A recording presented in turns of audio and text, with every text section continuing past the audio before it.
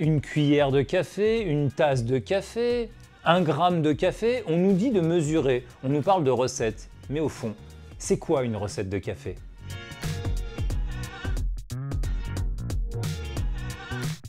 Bien souvent, quand on nous parle de café, on nous parle de recette. Et oui, le café est une recette puisque la quantité d'eau et la quantité de café vont être interdépendantes, c'est-à-dire qu'en fait, vous allez mettre une certaine quantité de café moulu par rapport à la quantité de café que vous voulez obtenir. Mais comment est-ce qu'on gère ça? Eh bien, on appelle ça le ratio. Mais le ratio, qu'est-ce que c'est?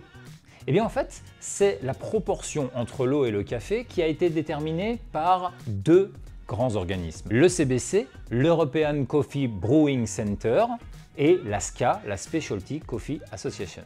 En fait, la Golden Cup, déterminée par ces deux associations, c'est-à-dire la tasse parfaite, a un ratio de 1,18. Mais 1,18, qu'est-ce que c'est?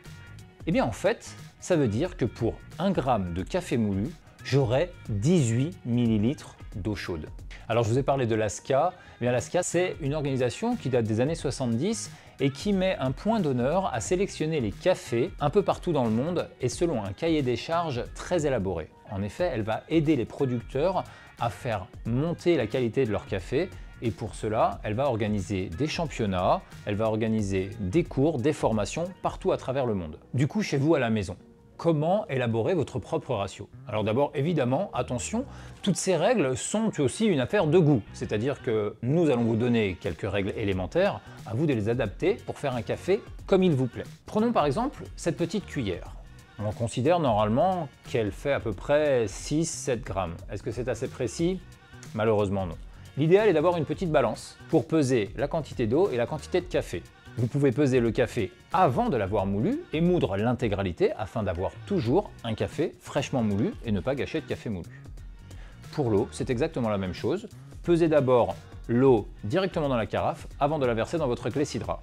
Ainsi, vous aurez la bonne quantité d'eau correspondant à la bonne quantité de café. Il ne reste plus qu'à infuser. Bien sûr, n'oubliez pas que nous sommes dans une affaire de goût et donc c'est votre goût qui doit dominer. Mais pour vous aider, la SCA, comme le CBC, ont déterminé une marge d'erreur. En effet, à 50 grammes au litre jusqu'à 65 grammes au litre, vous êtes dans les normes réalisables selon la SCA. N'oubliez pas, plus vous allez mettre de café, plus il sera corsé, moins vous en mettrez, plus il sera léger. Quoi qu'il en soit, allez voir votre torréfacteur, choisissez un bon café, mettez la dose que vous aimez, mais surtout, buvez du bon café.